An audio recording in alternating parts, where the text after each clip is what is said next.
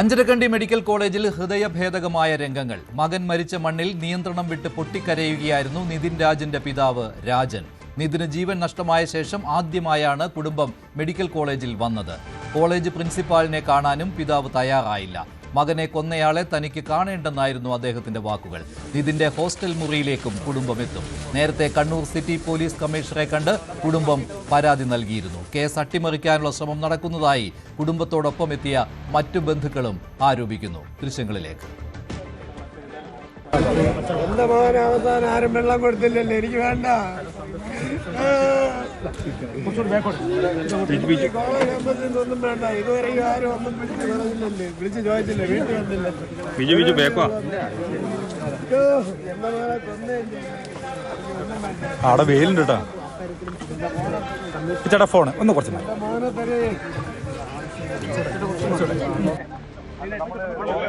എത്ര ദിവസമായി അവ വെള്ളം കുടിച്ചിട്ട് ഇപ്പൊ എനിക്ക് വെള്ളം തരാൻ നിൽക്കണം. അവ എത്ര ദിവസമായി വെള്ളം കുടിച്ചിട്ട്. അയ്യോ അയ്യോ, എന്റെ മോൻ കുളിച്ചിട്ടാ ഉണ്ടിട്ടാ വെള്ളം കുടിച്ചിട്ട് എത്രയോ ദിവസമായി. അയ്യോ എനിക്കെന്നെ കാണണ്ടേ.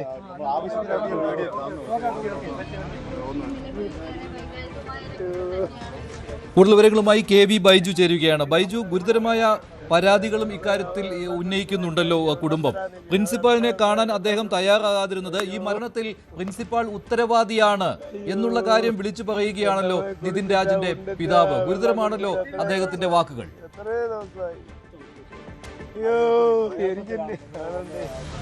തീർച്ചയായും മഞ്ജുഷെ, ഹൃദയഭേദകം എന്ന് പറയേണ്ടി വരും. അത്രത്തോളം നെഞ്ചു പൊട്ടി കരയുന്ന ഒരു അച്ഛനെയാണ് നമ്മൾ ഇന്ന് അഞ്ചരക്കണ്ടി മെഡിക്കൽ കോളേജിൽ കണ്ടത്. 11:30 കൂടിയാണ് കുടുംബം ഇവിടെ എത്തുന്നത്. അതായത് അച്ഛൻ രാജൻ, അതോടൊപ്പം സഹോദരി രാഖി, അതോടൊപ്പം സഹോദരി ഭർത്താവ് അശോകൻ.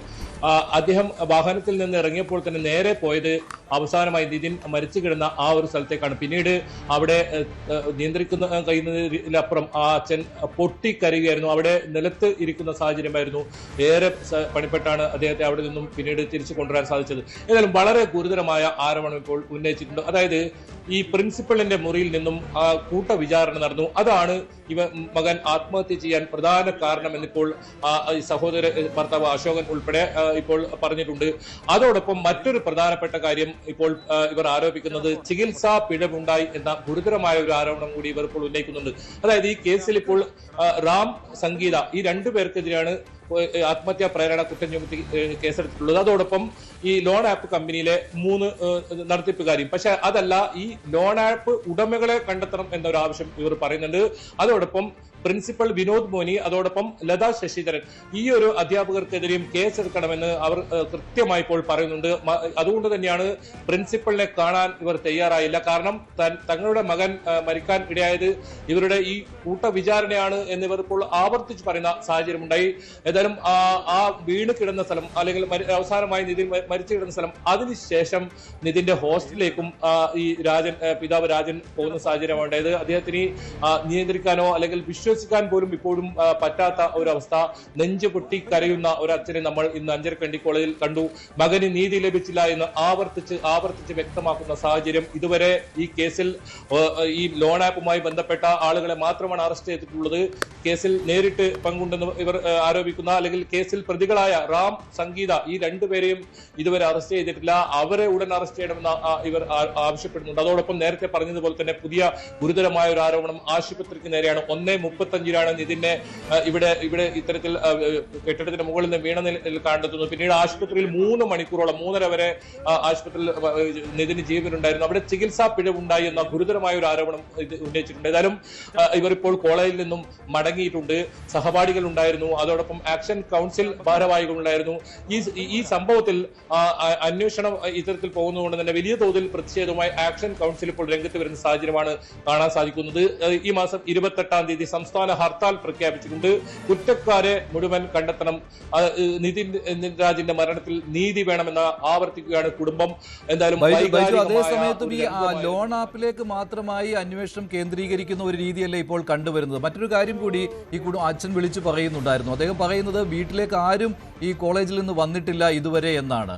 കുടുംബത്തിന് കോളേജിലേക്ക് വരേണ്ടി വന്നു. ഇപ്പോൾ അതിന് കാരണമായിട്ട് കോളേജ് അധികൃതർ നേരത്തെ പറഞ്ഞത് പ്രതിഷേധമുണ്ടാകുമെന്ന് ഭയന്നാണ് ഞങ്ങൾ പോകാതിരുന്നത്, ആരെങ്കിലും ഇത്തരത്തിൽ കയ്യേറ്റം ചെയ്യുമെന്ന് പോലും ഭയപ്പെട്ടിരുന്നു എന്നൊക്കെയാണ് പറയുന്നത്. പക്ഷേ അതിലൊന്നും അർത്ഥമില്ലല്ലോ. ആരും കോളേജിൽ നിന്ന് തുടക്ക സമയത്ത് പോലും പോകാമായിരുന്നു, ആരും എത്തിയിരുന്നില്ലല്ലോ അങ്ങോട്ട്. അതാണല്ലോ അച്ഛൻ വികാരാധീനനായി വിളിച്ചു പറയുന്നത് അവിടെ, എനിക്കൊരു തുള്ളി വെള്ളം പോലും ഇവിടെ നിന്ന് വേണ്ട എന്ന്.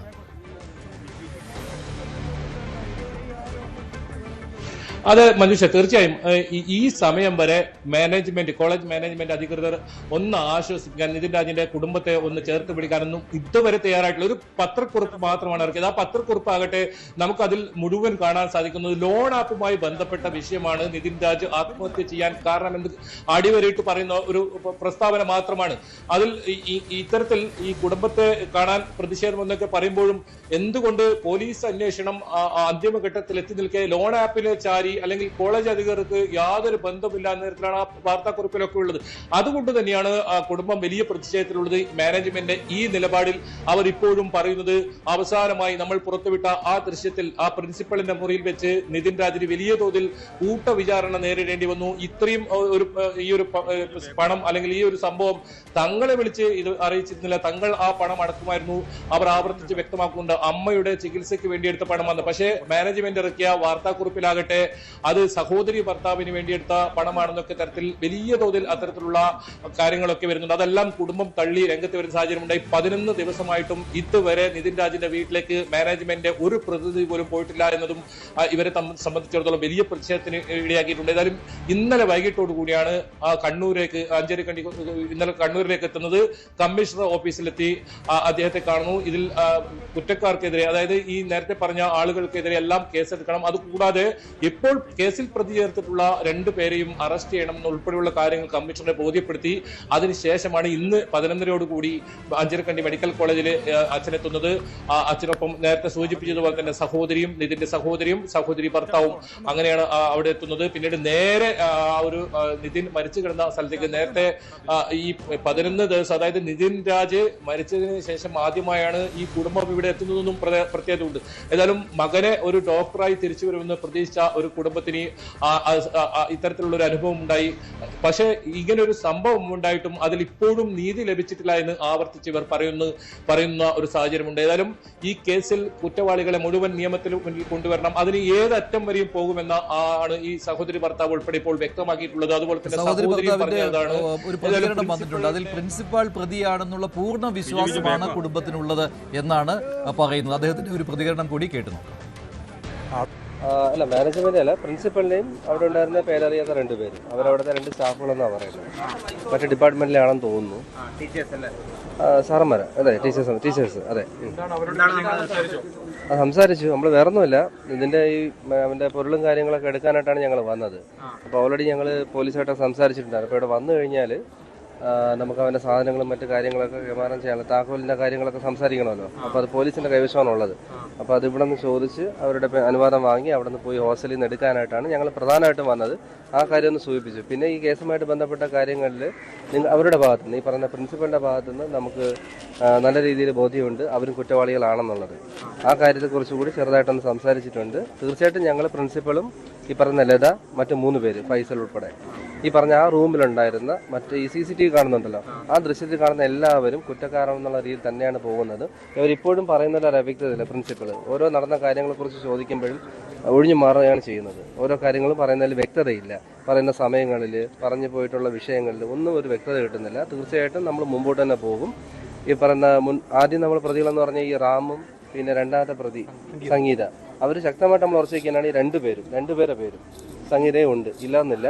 അവരാരൊക്കെ രക്ഷപ്പെടുത്താൻ നോക്കിയാലും സംഗീത പ്രതി തന്നെയാണ്. ഈ 2 പേരും കൊലപാതകികളാണ്.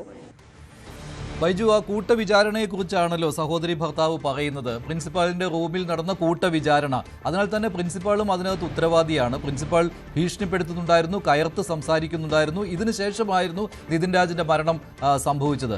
പക്ഷേ ഇക്കാര്യത്തിൽ പോലീസ് ഇതിലേക്ക് പോകുന്നില്ലല്ലോ. കുടുംബം പറയുന്ന ഈ കാര്യങ്ങളിലേക്ക് പോലീസ് എത്തുന്നില്ലല്ലോ, അങ്ങോട്ട് നീങ്ങുവാൻ താല്പര്യപ്പെടുന്നില്ലല്ലോ ഇപ്പോഴും.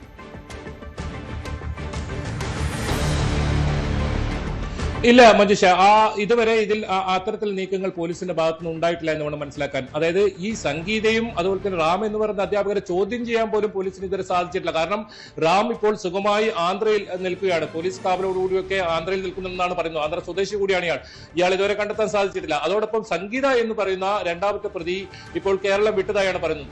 എന്തായാലും നമ്മൾ വിട്ട നാലാമത്തെ CCTV അത് വളരെ നിർണായകമായിരുന്നു. അതിൽ ഈ പ്രിൻസിപ്പൽ നിതിനോട് കയർക്കുന്ന ദൃശ്യങ്ങൾ ഉണ്ടായിരുന്നു. അത് തന്നെയാണ് ഈ കുടുംബത്തെ കൃത്യമായി ഈ കാര്യത്തിൽ ഒരു കൂട്ട വിചാരണ അവിടെ നടന്നിട്ടുണ്ടെന്ന് തെളിയിക്കുന്ന ഒരു ദൃശ്യം തന്നെയായിരുന്നു അത്.